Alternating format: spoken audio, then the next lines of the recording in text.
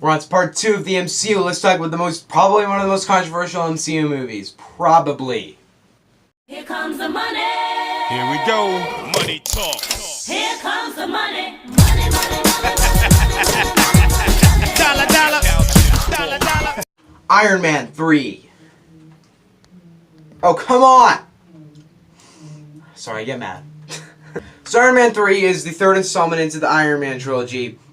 And essentially this movie is about this bad guy named Mandarin, and he's all like, hey you, Tony, hey, he's terrorizing America, and Tony's like, here's my address. He goes and blows up his home, and now Tony's gotta go stop the Mandarin. So we're gonna talk about it.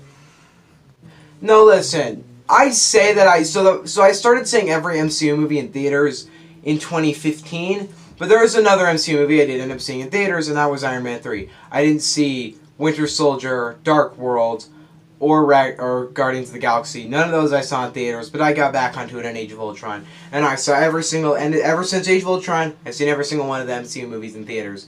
And then before Iron Man 3, I didn't see anything in theaters. But Iron Man 3 I was super excited for. I really loved the other two Iron Man movies, back in the day at least I did. I loved the Avengers. I loved Marvel at that point. So I was like, yes, Iron Man 3. And I went into the movie and I walked out and I was sorely disappointed. And the main reason for that was because, let's see, how young was I at the time when Iron Man 3 came out? I'm going to do some math. I was about 7 years old when I saw Iron Man 3, so you really put that into account that I saw Iron Man 3 as a 7-year-old. What do you think a 7-year-old wants out of Iron Man? Not dialogue, not character development. He wants to see him fly around and shoot things and things to explode. And when those things happen in the movie, I was entertained, but for the most part, I was kind of terrorized by the movie, actually. I thought it was really intense and scary. Now it's kind of intense, but I didn't like the movie. I was like, I didn't really like that movie, and it was mainly because it was intense, it was scary, and it didn't have a lot of Iron Man in it, so I never loved the movie back then. But nowadays, I have a far different view on the movie, so I'm going to talk about it. A lot of these MCU movies I already have reviewed in the past, so I have already reviewed Iron Man 3. That's a very old review, so I'm still re-reviewing it.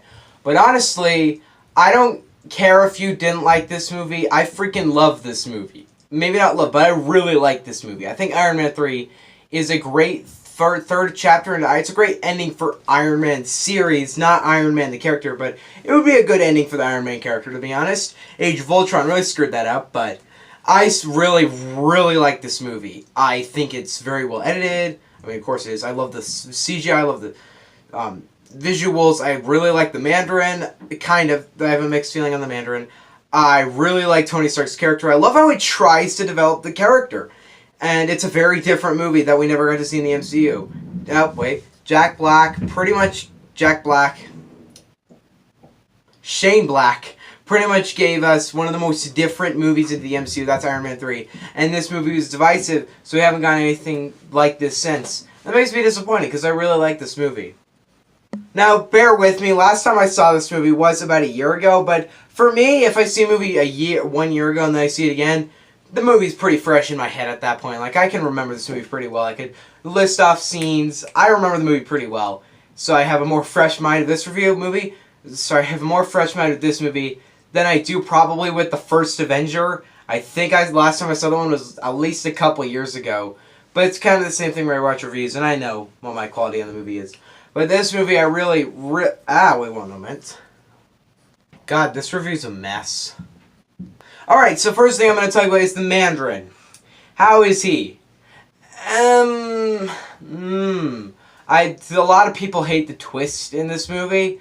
I think I can spoil it without there being a spoiler warning. So if I haven't seen Iron Man 3, don't watch this part. Most people have seen Iron Man 3. But the twist is I guess that the Mandarin was actually an actor, and there's a different Mandarin.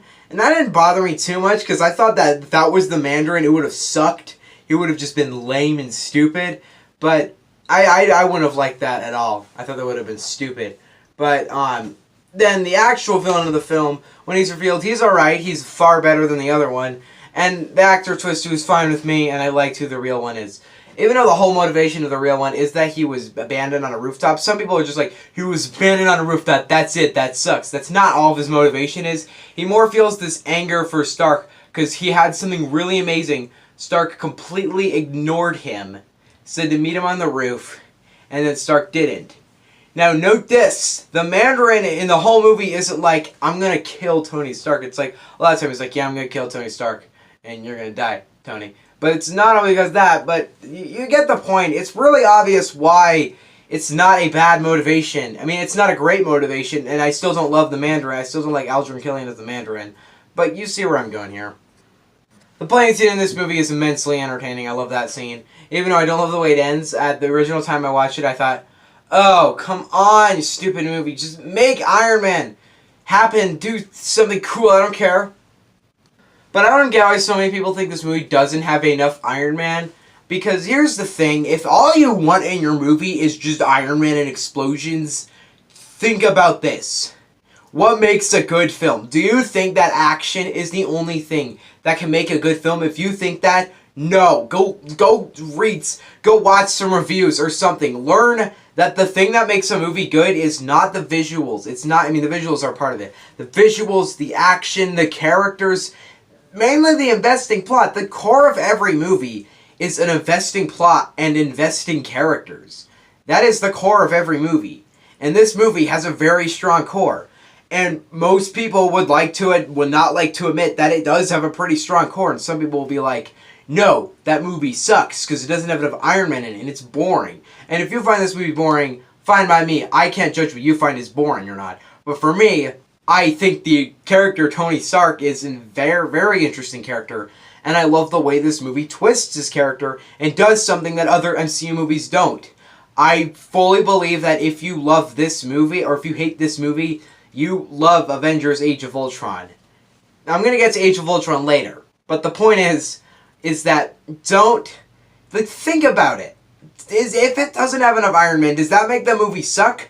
Not at all. It's the same thing with The Dark Knight Rises. The Dark Knight Rises doesn't have as much Dark Knight.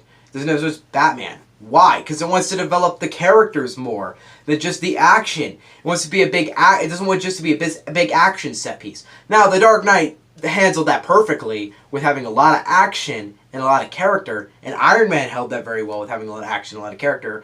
But my point is that don't hate on a movie just because it doesn't have enough action. Yeah, that's it. Guys, in the end, I really dig Iron Man 3. I think this is a great ending chapter to the Iron Man trilogy, not the ending Iron Man movie. I've already said that. But I find this movie very entertaining, very fun. I like the climax of this movie is awesome. It's so cool. I love how it tries to develop characters. It's a different superhero movie. It's trying harder, and I like that. I want to see more superhero movies that develop characters more. I really dig this movie, and I'm going to give Iron Man 3 an 8. So it's not a masterpiece, but it's still really good. I still really like this movie. What do you guys think on Iron Man 3? Let me know in the comment section below. I will get a Thor the Dark World review tomorrow, like literally dead tomorrow.